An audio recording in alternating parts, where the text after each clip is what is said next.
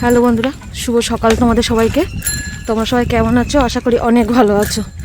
তো চলে এসেছি আর একটা ভিডিও নিয়ে, আর ভিডিওটা এই সকাল থেকে শুরু করছি। হ্যাঁ, তো এই যে মানু আমার পিছনে বসে, ভালো করে মাথাটা ঢাকো, দেখাচ্ছি, ভালো করে মাথাটা ঢাকো তুমি। সামনে অর্ধেকটা আলগা হয়ে আছে। তো এখন কিন্তু 6:45 বাজে। আজকে উঠেছি 6টায়। কারণ কেন উঠেছি দেখো, ওয়েদারটা, ওয়েদারের এই অবস্থা দেখেছো? এই যে দেখো, রাস্তা দেখা যাচ্ছে না, প্রচুর কুয়াশা, আর সেরকম ঠান্ডাও প্রচুর, খুব। এখন হলো 11 ডিগ্রি। আমি এই সাইকেল চালাতে চালাতে দেখছিলাম ফোনটা বের করে, তো দেখো একটুখানি ওয়েদারটা থেকে কিছুই দেখা যাচ্ছে না, একমাত্র লাইট আসলে তাই।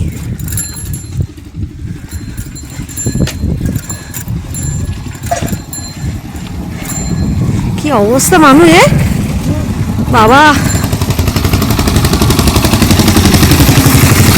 যা অবস্থা দেখতে পাচ্ছি, ঘর থেকে না বেরোনোই ভালো।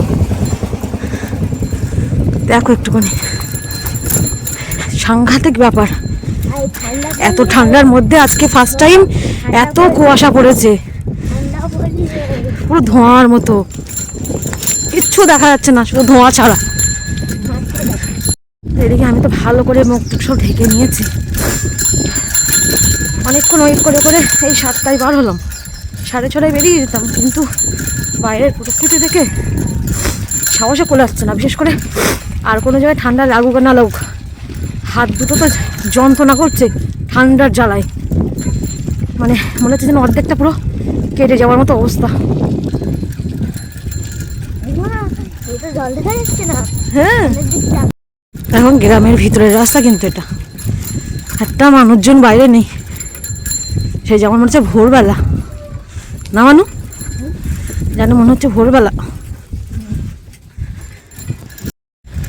তো এমনি সাইকেল চালাতে কষ্ট হচ্ছে, আর মাদের বাড়ির প্রায় 3 ভাগের 2 ভাগ চলে এসেছি। এখন ইনি বলছে আমি ব্যাগ নিয়ে এসেছি। বলো, আমি আর সাইকেল চালাতে পারছি না, এত হাত কন করছে। উনি বলছে আমি ব্যাগ নিয়ে এসেছি। মা কি বলবো বলো, তোমরা একটু বলো দেখি। ওফ, এখন আবার রিটার্ন যেতে হচ্ছে। এমনি 7টায় পড়া, সেখানে 7:30 বাজতে যাই। এবার দেখছি 8টায় ঢুকবে ও। দেখো, ওর কাছে ব্যাগই নেই। আমি ভাবছি যে কত কষ্ট করে গিয়ে তাড়াতাড়ি করে গিয়ে নামিয়ে দিয়ে আমি যেতে পারলে বাঁচি। এখন আবার যাচ্ছি ব্যাগ আনতে। আসলাম বাড়ির রাস্তায়, না আমার ঝপ করে গিয়ে সাইকেলটা, এই সাইকেল বলছি, ব্যাগটা নিয়ে যা।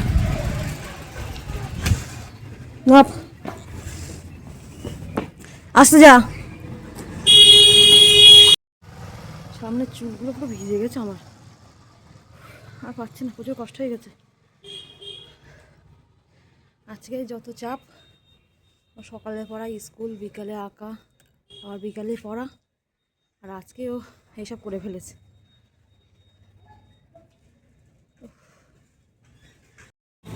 দাঁড়া, সাইকেল ঘোরাই।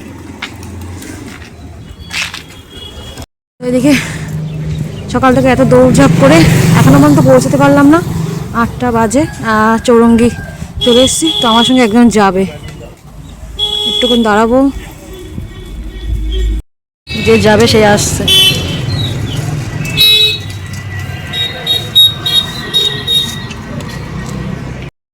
তো এদিকে আমি বাড়ি ফিরলাম, 5 মিনিট মতো হয়েছে। সোয়েটারটা খুলে জাস্ট বসলাম আর কি এখানে, কারণ আজকে বেশ হাসি হাসি খুশি, কারণ আজকে খুব রোদ্দুর দিয়েছে। যেহেতু সকালবেলা এত কুয়াশা, সেই কুয়াশা ভাঙা রোদ্দুর। তো আর সব থেকে বেশি খুশি, কারণ এই কদিন তো তোমার আর কি এত পরিমাণে ঠান্ডা, আর তার মধ্যে রোদ্দুর নেই, কাচাকুচি তো করতেই পারিনি। তো সেই কাচাকুচি করার একটা চিন্তা ভাবনা ছিল, তো সেটাই আজকে হয়ে যাচ্ছে। আরও একটা কারণ হচ্ছে আজকে কাকুর তাড়াতাড়ি ছুটি দিয়েছে, কাকুর একটু দরকার আছে, ওই জন্য তাড়াতাড়ি আজকে অফিস ছুটি দিয়ে দিল। তো ওই জন্য ভাবলাম বাড়ি সেই আনন্দ করতে করতে আসে যে বাড়ি গিয়ে তাড়াতাড়ি কাচাকুচি করে দিই। কী বলো তো, আসলে জমে গেলে না তখন একটা চাপ হয়ে যায় যে কখন কাচবো এরকম ব্যাপার। তো চলো সময় নষ্ট না করে দেখি কোনগুলো কি নেবো, ঝটপট করে বাইরে বের করে নিই। আর বিশেষ করে আমি তো ঠান্ডা জলে কাচি নি, কারণ এই ঠান্ডা জলে কিচ্ছু পরিষ্কার হবে না একটু উষ্ণ গরম জল না হলে। তো তার আগে একটু জল গরমটা বসিয়ে দিয়ে আসি, চলো। তো এদিকে দেখো কি সুন্দর বেশ রোদ্দুর ঝলমল করছে। সত্যি শীতের সময় কিছু কিছু ক্ষেত্রে রোদ্দুর হলেই বেশ মনটা ভরে যায়। তো আর এইখানে দেখো অনুষ্ঠান হচ্ছে, মানে ওই যে অষ্টম প্রহর বলে না, 4 দিন ধরে 5 দিন ধরে হয়, আর নিশি প্রহর 2 দিন হয়। তো কালকে থেকে মানে শুরু হয়েছে আর কি। তো দেখি একবার কাচাকুচি করে নিই, এদিকে একটু যাব। এখানে আবার দুপুরে নিমন্ত্রণ আছে, তার মধ্যে মানুও বাড়ি চলে আসবে, মা আছে ওইদিকে। আপাতত এই যে দেখো ওপর থেকে এত জিনিসপত্র সব বের করেছি কাচাকুচি করবো বলে। এইগুলো একেবারে কাচাকুচি করে নিয়ে এখন অনেক কাজ জানো, এই ওপরের ঘর নিচের ঘর সব ঝাড়ু দিতে হবে, মুছতে হবে। আপাতত যেটা মেন দরকার সেটা করে নিই।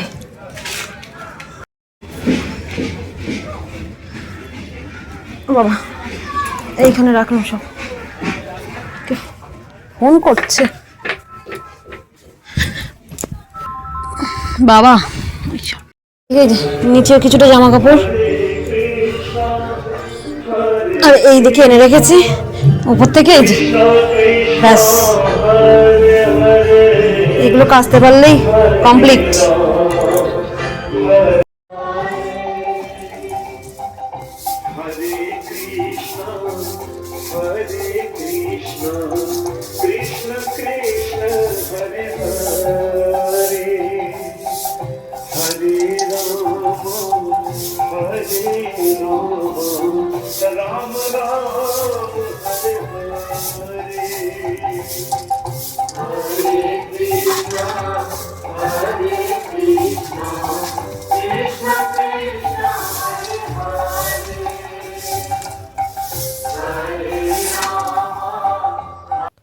তো এদিকে দেখো ঘরটা সব ঝাড়ু দেওয়া হয়ে গেছে, জলটাও গরম বসিয়ে দিয়েছি।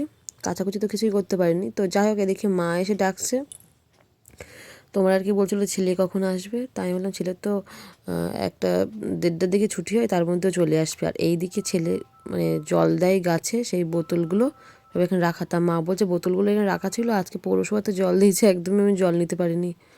এগুলো তাই ঠিক করে একটু গুছিয়ে নিচের দিকে রেখে দিও। আমি বললাম হ্যাঁ, এই তো ঝাড়ু টাড়ু দিয়ে নিয়ে নিচের দিকে নিয়ে যাচ্ছি আমি। আর এদিকে এই যে সব কাজ কমপ্লিট করেছি। সব কাজ বলতে যত যা ছিল সব কাচাকুচি করে ভালো করে উপর থেকে নিচ থেকে মেলে দিয়েছি। আর এদিকে নিচের ঘর ওপরের ঘরে সিঁড়ি টিড়ি যেখানে যেটুকু ছিল সব মুছেছি, কারণ এখন তো সকালে উঠে অত কাজ করাও সম্ভব হয় না, প্রচুর ঠান্ডা লাগে।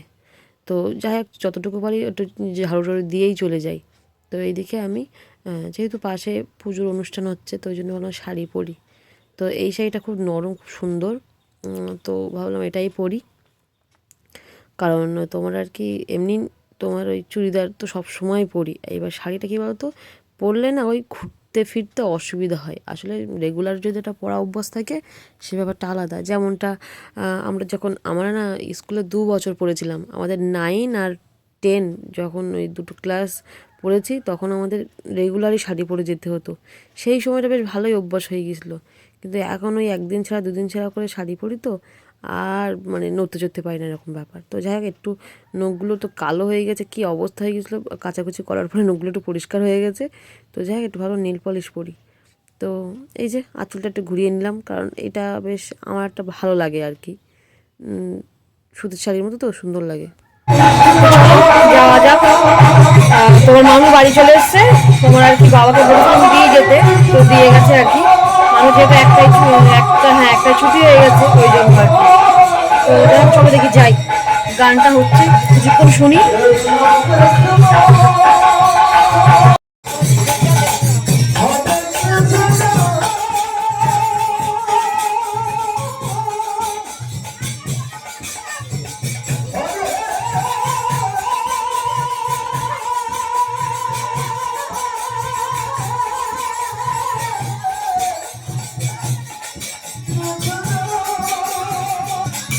তো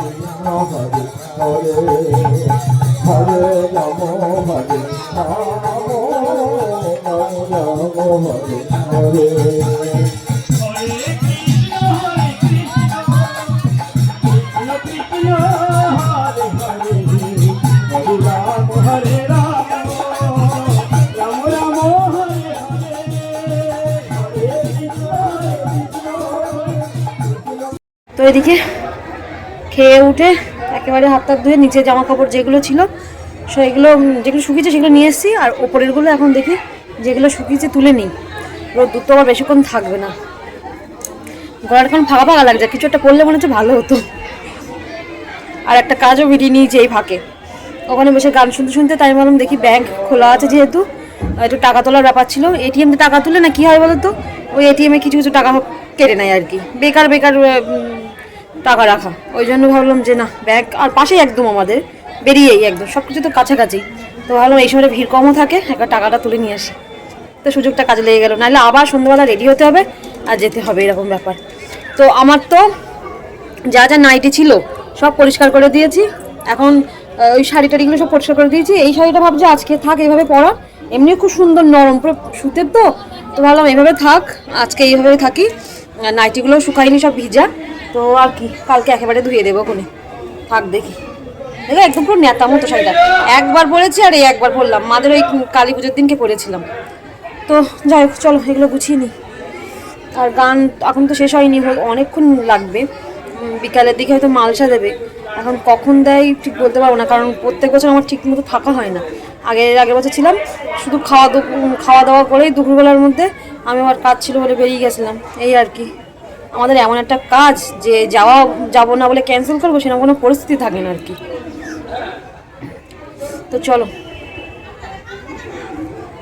জামা কাপড়গুলো সব না শুকালেও আধা আধা সব শুকিয়েছে, রোদ্দুরটা এবার আস্তে আস্তে সব চলে যাবে আর কি।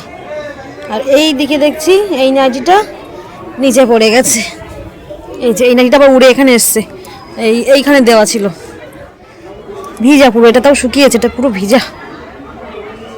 ঠিক তখন ঘর মোছার পরে না বাসনগুলো এখানে উপর দিয়ে চলে গেছিলাম, আগে নিচ থেকে একটু আসে। শাড়িগুলো একদম শুকায়নি, নিচের দিকটা পুরো ভিজা জানো না, আর দিলাম তো এই বেলায় আর কত শুকাবে। জানলাটা বন্ধ করতে হবে, যা ঠান্ডা।